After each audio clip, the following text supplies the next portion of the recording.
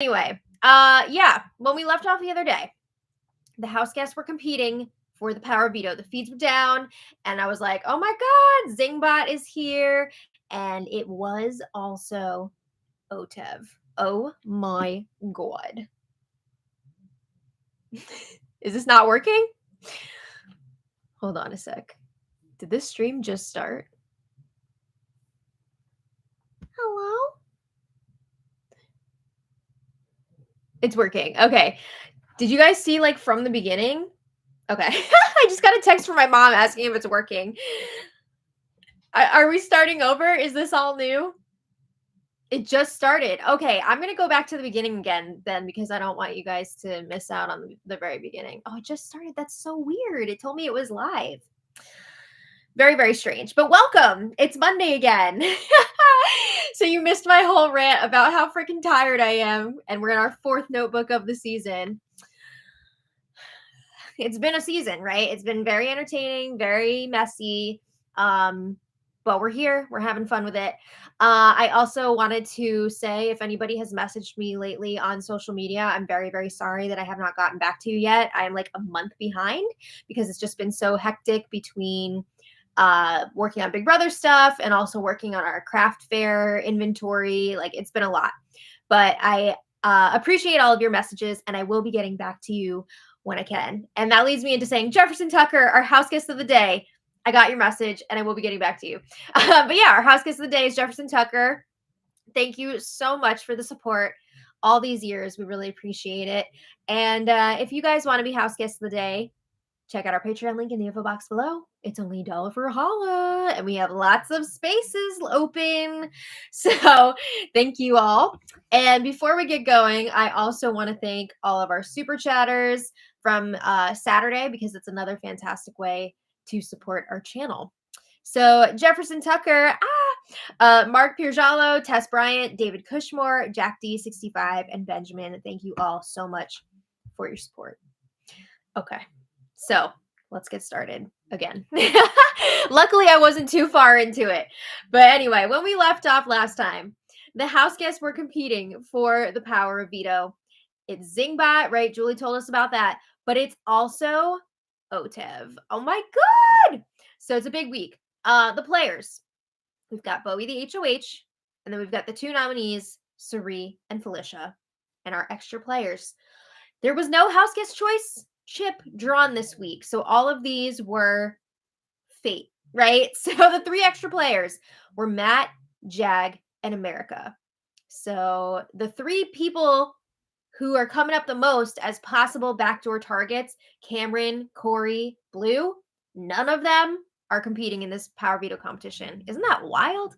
So going into this comp, but we had a lot of people in her ear pushing for a backdoor move. And of course, everybody had different opinions.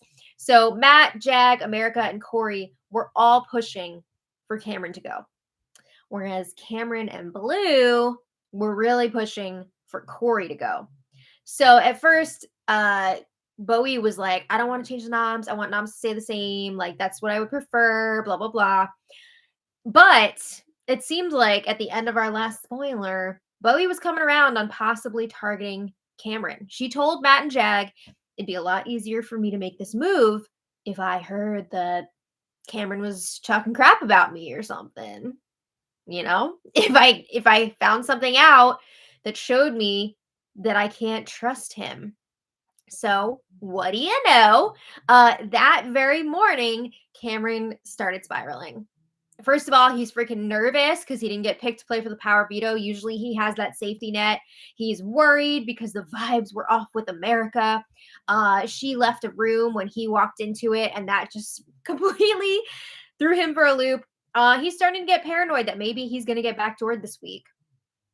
So Jag took all of this information that Cameron started spilling to him, and he brought it to Bowie.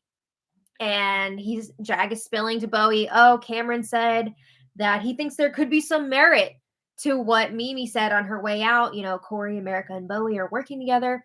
And I have to say, Cameron even brought this up to Bowie's face, which was very, very bold. So he was really starting to dig his own hole. Um, or grave, I guess. Dig his own hole. That just sounds so wrong. But anyway, yeah. Jag was also sharing that Cameron said, if Corey is not the backdoor target this week, that's going to be a red flag for me. Why is Bowie making up so many weird excuses for why she doesn't want to put Corey up on the block? Like, what's that all about? Also, he feels like maybe the reason that America is walking out of the room when he comes in is because Bowie told America that he was pushing hard for Corey to go up. I mean, he did enough of that himself. Like the things that he's said to America, let's be real. But Cameron also said that he's suspicious of Bowie and thinks that she might possibly turn on him this week. So Bowie didn't like hearing all of this, but in a way she did like it because it gave her a reason to put Cameron up on the block. The final nail in the coffin. Jag spills to Bowie about the Fugitives Alliance. Ah! He doesn't share the name, but he says Cameron pulled me and Matt into a 3, and you were supposed to be our 4th. That's what Cameron said, but he also said that you weren't really going to be a part of it. You were like the extra add-on to our 3rd. Yeah, that's not nice to hear. So going into the power veto competition, Bowie seemed pretty solidly on board with backdooring Cameron this week. So when the feeds come back after the power veto competition, we find out that Jag won the power veto. Again, this is like his 3rd POV. And apparently it came down to Bowie and Jag in the final round. Remember, I said it's OTEV. I think America and Sari were pretty bad. I don't know who went first. Felicia was hanging in there a bit. And then I don't know if she lasted longer than Matt or vice versa, but it came down to Bowie and Jag. And apparently Bowie threw it to Jag on purpose. Oh my God. She will do anything she can to avoid playing this game. What are you doing here? This is not a vacation. You are playing a game, right? You're trying to win, maybe? I don't know. But there was also some speculation from Sari that Matt may have also thrown the competition because he doesn't want to get blood on his hands. Honestly, I could see it, right? I mean, with how much Jag and Matt have complained about having to do other people's dirty work, I wouldn't be shocked. And yeah, is Jag going to add this POV win to his list of how he's doing all this dirty work for Corey? Is this going to be another bullet point?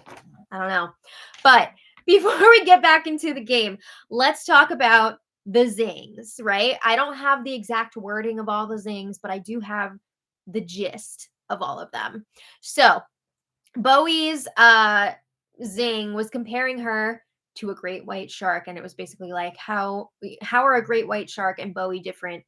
And the answer was one is an Australian with big scary teeth and the other is a great white shark. Dang, they're coming for her teeth like that. She's got a beautiful smile. But anyway, Cameron's had a military slant saying that he got a promotion. He went from lieutenant loser to major effing tool. Major effing tool. Damn. Matt was called like, I don't know if he was called a dumb blonde or a dumbass. I hope it wasn't a dumbass because that's just sad. Oh my God. Felicia's was about being old and wrinkled. I don't see the wrinkles. Felicia looks fantastic, but okay, if that's all you got, I would have made it about farts or something because I feel like Felicia and Sari are constantly farting. Sari's was something about like losing all her friends, and now she's doing something that she's used to, like being alone on an island or something like that. Damn.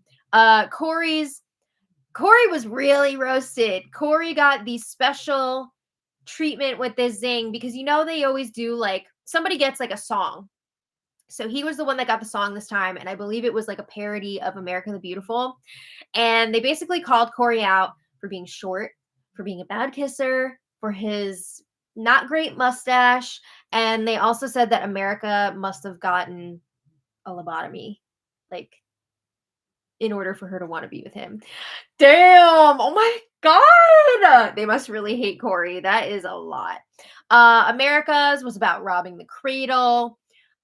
Jags, they said he's like a sports car, but not a Jaguar. He's like a Borvette, a Borgatti, an Aston moron or a lame Borghini. I mean, the puns pretty good. Blues, I think they said kitty kitty purr, and then they said the only thing worse than your catchphrases is your fashion sense. Even Mimi got a zing. I guess they were really pleased with it and they didn't want to leave it out.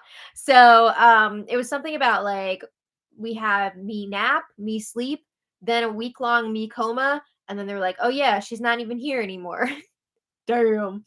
All right. Well, anyway, Zings 2023. What do we think? I think some of them were pretty good. Some of them were kind of mean. Anything about like somebody's personal like appearance or physical appearance. I mean, like, do we really need to be doing that? I don't know. But for the most part, I thought it was like a pretty strong showing for Zingbot. Okay, so back to the game. After the competition was over, Cameron is wasting no time. He goes up to the HOH, he's camping his ass out in there, and he's talking to Bowie, and he's asking Bowie, who do you want to go if nominations stay the same? You want Suri to go? Like, what are you thinking? And Bowie's like, I don't know. I don't have a preference. She says, I only vote if there's a tie anyway. So, like, I don't know. I got to think about it. So, after a little while, Bowie chats with Jag in the bathroom. And these two are dancing. They're celebrating. They're having so much fun because Jag won the veto and they can now go through with their plan, their backdoor plan. So, Jag is like, Cameron shouldn't have said all that stuff before the competition. All that stuff where he's like crap talking Bowie when she's looking for any excuse to put Cameron up on the block. And Bowie says, yeah, all I needed was that little excuse to be comfortable putting him up. So Bowie reports to Jag, Cameron is already camped out in the HOH room and he's asking me if I want the nominations to stay the same. And I told him that I haven't decided yet. But she tells Jag, I have. He is going. Oh, okay. So Bowie is suddenly playing the game, which is wild. Bowie says, we can't work with Cameron anymore because he's doubting us and we can't have that. Jag also brings up, yeah, Cameron's been trying to pit us all against each other. That's not good for our games. So Bowie says, moving forward, we just need to prepare ourselves because there is a good chance that Cameron is going to start pulling out the chaos and playing dirty. So we need to think of things to counteract whatever he's going to say. Okay. So Jag checks in with Matt. And I feel like this is the first time that they've gotten to talk since like before Jag got Bowie on board with taking out Cameron, because they didn't have that much time between that and the POV competition. But Jag is telling Matt how Cameron was spiraling leading up to the power veto competition. And he's saying Cameron was interrogating me about you, Bowie, America. And he lets Matt know Bowie is now fully on board with the plan to take out Cameron.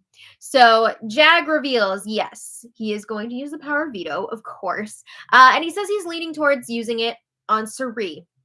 So, of course, Matt agrees with this, right? He doesn't want to risk anything funky happening to Suri. So he's like, yes, take Suri down. We'll get even more trust with her. It's going to be great. And then they're wondering, like, how much information should we share with everyone about our situation with Cameron, specifically Blue? Like, what are we going to say? Because they feel like the Fugitives Alliance is probably going to be outed, right? They're 3 with Cameron. So they're wondering, like, do we get ahead of it? Do we come clean? Do we just deny everything when Cameron brings it up? So they agree when it comes out, they're probably just going to, like, blame it on Cameron, say that he's the one that started it. We never agreed to it. We weren't serious about it. It wasn't real to us. I mean, they were serious enough about it to come up with all their little nicknames. The Outlaw, the other one, the Gunslinger. What was the Bounty Hunter? That's what it was. So I hope that all these little nicknames come out, because if you're going to be like that and make up all your individual names, they deserve to be outed. So anyway, Matt is chatting with Suri and Felicia in the comics bedroom, and Matt is starting to bring them in on the backdoor plan because they've kind of been kept in the dark up until this point. Matt and Jag weren't even making their intentions known to Cirie and Felicia. And that was really freaking Cirie and Felicia out because they were wondering, like, are Matt and Jag playing us? Why do they want to play in this competition so badly? And yet they're not telling us what they want to do with this veto. Like, what's the deal? So Matt is letting them know, hey, everybody wants Cameron out. And Matt starts talking about how Cameron is always planting seeds. He's turning people against each other, driving wedges between people. And Cirie's like, well, Cameron can't say that I ever said anything about you, Matt. And Matt's like, oh, he did. He told me that you called me an effing snake. And Cirie's like, what? She is freaking shooketh. And she's like, Cameron said that? He said that I said that? And Matt's like, it's okay. I don't believe that you said that. Like, we're all good. I just wanted to let you know.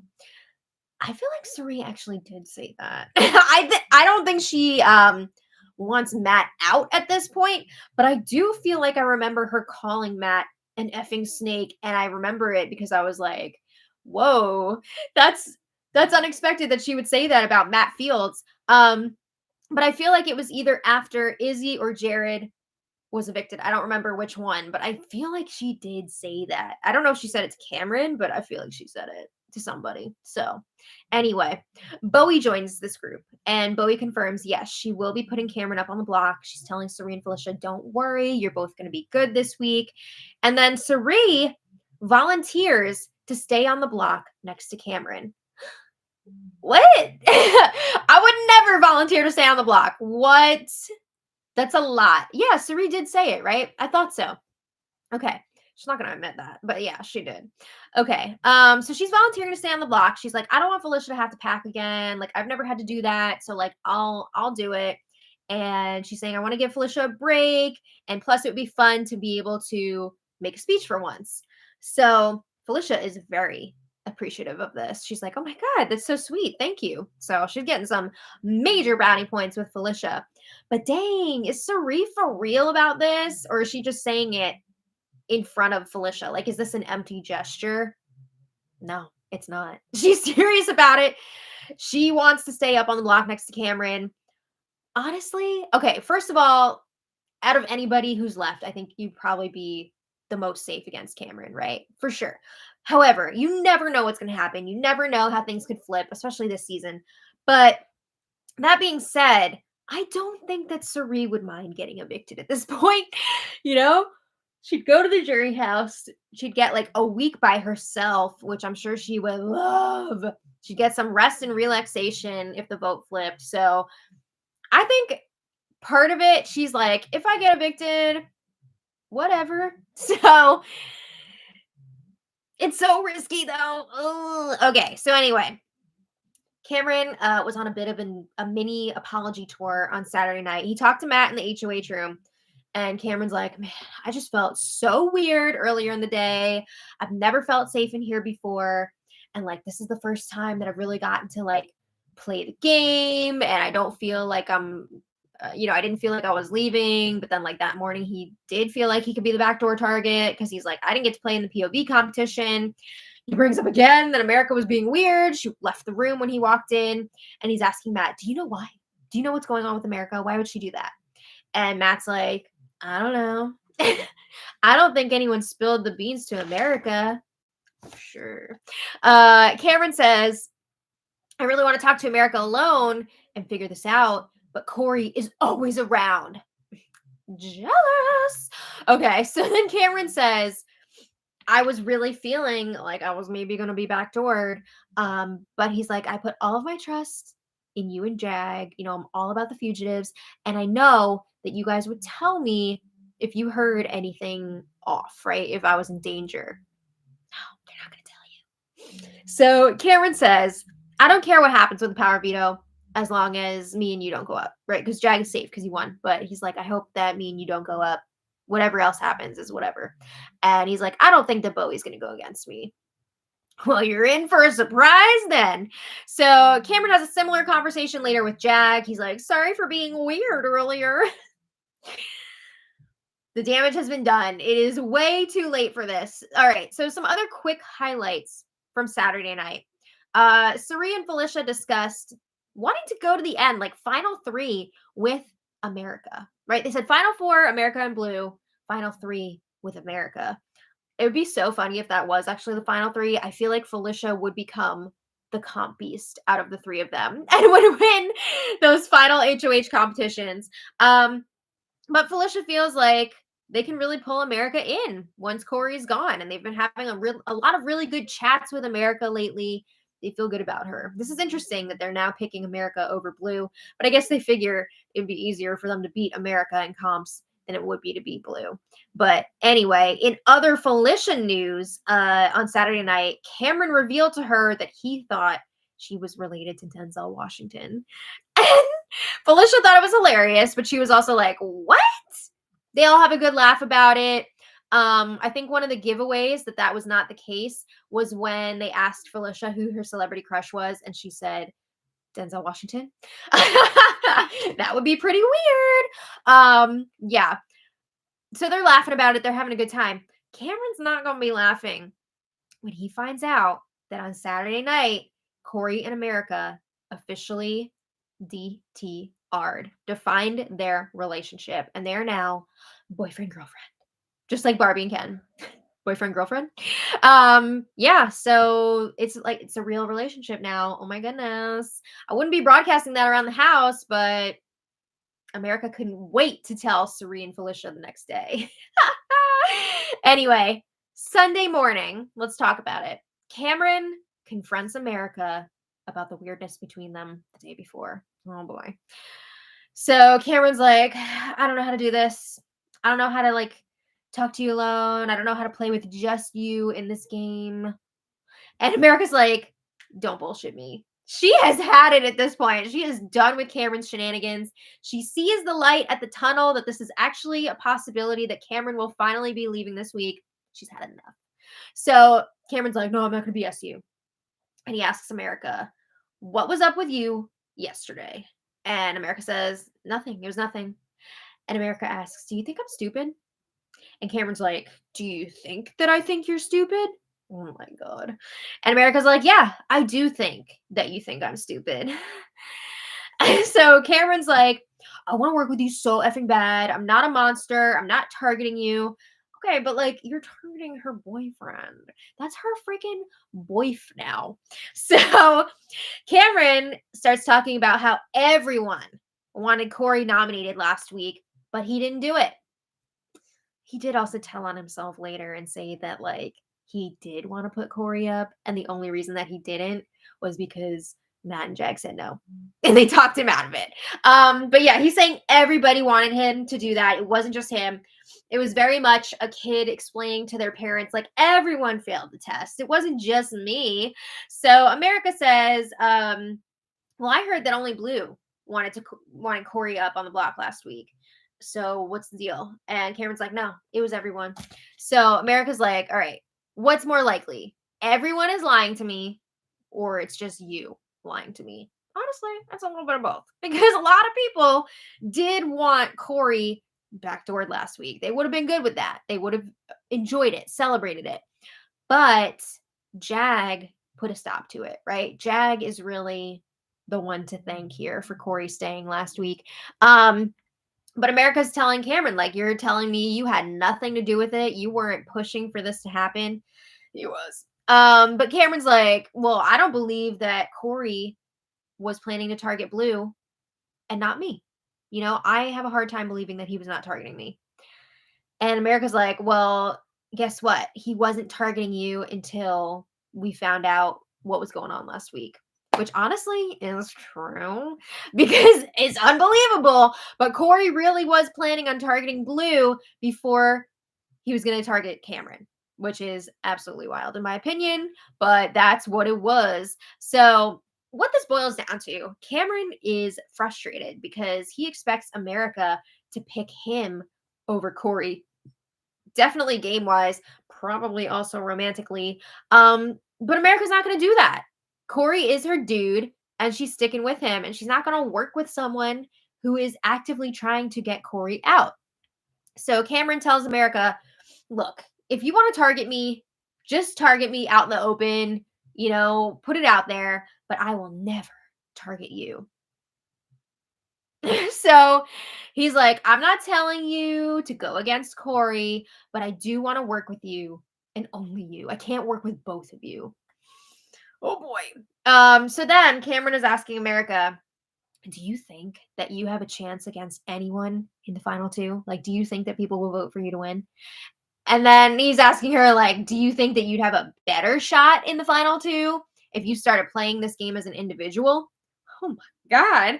So at one point, Cameron also asks America, are we drawing the line right now? Is that what this is? And America says, yeah, we're drawing the line. Ah! Okay. Sorry if you're wearing headphones. So then a little later, Cameron chats with Corey outside, and Cameron is continuing to spew. Cameron says, let's cut the shit. I only said your name because I felt like you were saying my name, buddy. Not buddy. He says to Corey, I'm not coming after you. Okay. He says, I'm being painted as that guy, and I've been painted as that guy for the whole season. I'm a scapegoat, blah, blah, blah. So he's like making it out to be like he's the victim here. So he says, if I was going to gun after you, I'd gun after you. And Cameron says, I feel like there's a lot of pressure on you from other people to take me out. And I know that it's just easy to throw my name out there. But Cameron says, I did not pull the trigger on you last week. I had the chance and I didn't do it because I didn't believe that the things that I was being told were true. He's kind of trying to like push things off on Matt and Jag here. He's starting to do that a bit. So Cameron says it would be rough for us to work together moving forward, but I do want to try and keep proving myself to you guys that you can actually trust me. So Cameron says this is the first opportunity that I've gotten to really play this game. Before this, I was always fighting for my life. He's always talking about how all the weeks that he hasn't been HOH, he's been up on the block, and what a great game it's been. If you're finding yourself on the block anytime you're not HOH, you're not playing a very good social game. I'm sorry, you're not. Also, you've been evicted before. Did you really think that everyone was going to keep you around until the end of the game? You're on borrowed time right now. But Cameron says, I finally have the opportunity to sit down and talk to people, and everybody thinks I'm scheming, right? And he says, everyone thinks that I'm with Blue now. I don't have anything more with Blue than I have with you and America. I mean, that's true. So then Sari comes over. She breaks up that conversation. I'm sure Corey was very happy that she did that. But anyway, Cameron continues his spiraling. He's talking to Matt, and Cameron says, I had a conversation with America. It did not go well. Cameron is still trying to figure out who told America that I wanted Corey out. Dude, you told her yourself all those times that you're telling her that she needs to play by herself and she can't be playing with Corey. Read between the lines, right? So also Matt and Jack. Matt and Jack have definitely spilled that Cameron wanted Corey out last week. So yeah, Cameron continues to whine that he's just being used as a scapegoat when everyone else wants Corey out. And he's like, I was just in conversations where people were talking about wanting Corey out. Dude, come on. All right. So eventually Jag joins them. And Cameron's talking about how he's 100% all in on this Fugitives Alliance. And Cameron says, you know what? It's actually going to work in our favor now that Corey and America are pissed at me. Because I can now be openly anti-Corey in America. Blue is also anti-Corey, right? So he says it can be me and Blue versus Corey in America. And that means that you guys will be safe while the four of us go after each other. It's really going to take the heat off of you two. People aren't going to realize that I'm working with you. I'll be a shield for you guys. And all the while, we will have the votes. We will control what happens. People are not going to realize that we're working together. So Cameron is pitching, Jag, maybe you shouldn't use the power veto this week, right? Because like if you use the veto, it's going to put Bowie in a bad spot. She does not want to have to put up another person, get more blood on her hands. The change of mind here is just like, what? I mean, he was so on board with the veto being used this week when he thought that there was a chance that Corey could go up as the replacement nominee. But now he's feeling like things are off and he's suddenly like, Jag, don't use the veto. Don't do it. Don't do it. So Jag's like, well, I already promised some people that I was going to use the veto. So people are going to be real mad at me if I keep the nominations the same. And everybody wants me to use it at this point. So Cameron's like, well, is Bowie on board with that though? Because she's told me all week that she wants nominations to stay the same. And she doesn't want to have to choose a side, by putting another person up. So Cameron's saying he would love for Corey to go this week, but he doesn't think that Bowie would do it, right? She's been really pushing back against that this week. And he says it doesn't leave many options, me or Blue pretty much. So he says Blue would be a safe option to put up. But he does say like they would vote to keep Blue. They would get rid of either Felicia or Sari, whichever person is still up on the block. Cameron says, we're the votes. We control what happens with Bowie, right? Because it would be 3 votes and then HOH tiebreaker. So after this conversation, Jag and Matt report back to Bowie and they feel like they've got Cameron right where they wanted him, right? They were hoping that Cameron would pitch for Blue to go up on the block, which he did, so that they can then tell Blue about it. But they're nervous that if they share this information with Blue, she might just take that info right back to Cameron. They don't know if Blue and Cameron are actually working together or not. They're not. But if Blue spills this info to Cameron, he's going to know that Matt and Jag were the ones that told her about it. And Cameron might try and blow up their games on the way out. They don't want that. But it's not that serious. Blue is not actually working with Cameron. She can't stand Cameron. So eventually, Blue joins Matt, Jag, and Bowie in the HOH room. And Jag is like, I gotta tell you, Cameron was throwing you under the bus. He was saying that it would be a smart move for you to go up as a replacement. He was saying no one would be mad about it. Ouch. And he also, he told me that you guys were close, but then he also threw you under the bus hard. So Blue's like, oh, really? Okay, cool. So here's everything that happened with me today. Here's all the conversations that I've had. She doesn't care. She does not care. She's like, I really don't like Cameron. So I don't think she'd have a problem with him leaving this week. All right. So then Cameron checks in with Bowie in the HOH room. And Bowie says, well, it's looking like Jag is going to use the veto. He's leaning that way. So I'm going to need to figure out who I will put up as the replacement nominee. And she's like, I don't want to get any blood on my hands. I don't want to have to do that. So Cameron says, as long as me, Matt, and Jag are voting this week, whatever you want to happen will happen. So Cameron says, you know what I want this week. Corey going up on the block. But he says, I'm not going to push you to do that. Yeah, he is. He says, the only thing that I don't want, blindside companion, is me on the block. Now, when he says blindside companion, he's referring to how he and Bowie were the only 2 left out of the red blindside a while back. So he's trying to be like, oh, camaraderie, like, we're tight. You're not going to blindside me, right? So, yeah, Bowie says, I just don't want to put Corey up because if I do that, America's going to start targeting me. And Cameron's like, so what? That's just one person. He says the whole house, other than America, wants Corey out. This would really be your safest move. And Cameron proceeds to pitch for Corey to go up on the block, but Bowie is not biting. She doesn't want to do that. So Cameron's like, all right, whatever. I'm all good as long as I'm not going up there. And then he asks, am I in danger of going up? And Bowie's like, I don't want to get blood on my hands. So Cameron is like, whoa, wait. That's why I'm gonna go up on the block. And Bowie's like, we'd have the votes to keep you in the jury house. So Cameron says, well, if I hit the block, I'm definitely gonna get evicted. Bowie keeps trying to reassure him, like, we have the votes. She's like, they have the votes to evict him. So at one point, Cameron tries to guilt trip. Well, there were multiple points where he tries to guilt trip Bowie. But in this one particular moment, he asks, are you really going to put up the guy who kept you safe for 2 months? And Bowie says, well, I was never really in danger. So get it, girl. You freaking tell him. I can't believe he's trying to claim that he kept her safe for 2 months. She's always been safe because she's never done anything in this game up until now. So Cameron is still trying to push for Corey to go up, but Bowie is just like, no, I'm not doing that. All right. So Cameron continues his full day scramble. Now that he knows there's a good chance that he's going to be going up as the replacement, he goes to Jag. He's like practically begging Jag not to use the veto. And Jag's like, I got to think about it. I don't know.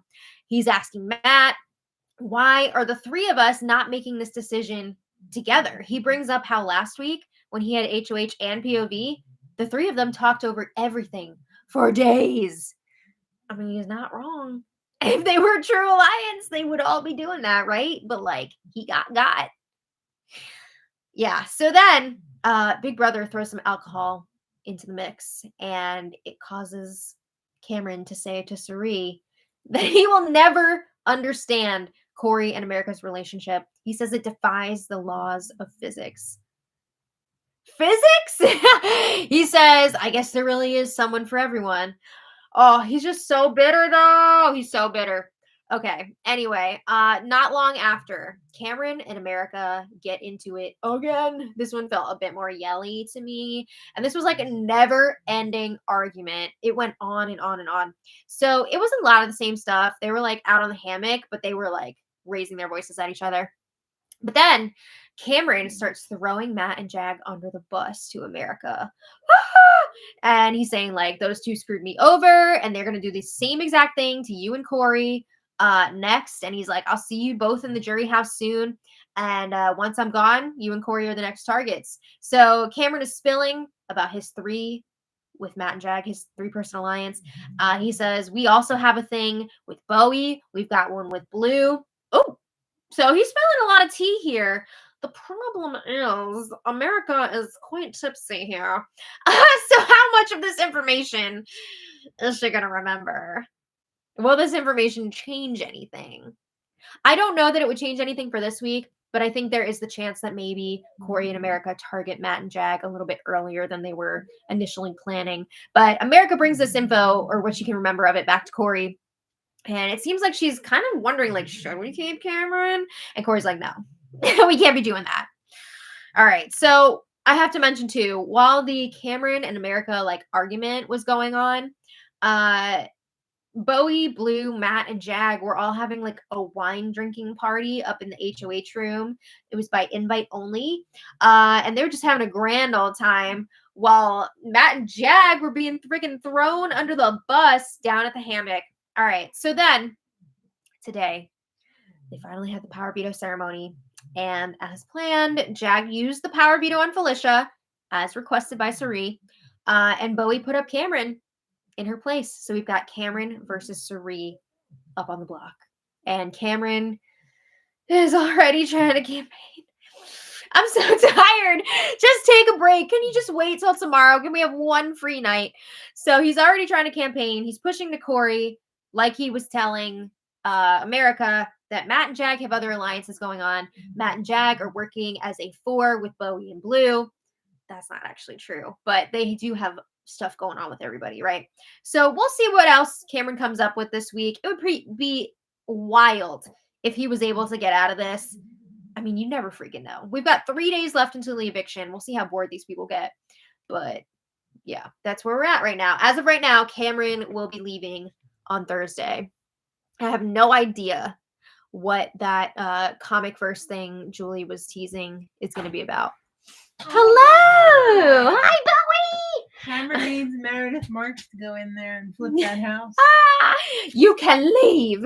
The rumor. Yes. All right. So I want to thank today's super chatters because we really appreciate all of your support. Kiki Holly, thank you so much for the super chat. Kiki says, hi, Maddie. I hope you have a great week. Thank you and Janet for all you do. Thank you. I hope you have a great week too. We have our second ever craft market coming up on Sunday. In the history of us doing this. So we're getting really excited. We're hoping it's not going to rain, but we're also working those little hands trying to get all of our crafts ready. So there's going to be not a lot of sleep this week, but this time it's on Sunday. Yeah, so I won't have to switch stuff around for that, which is good.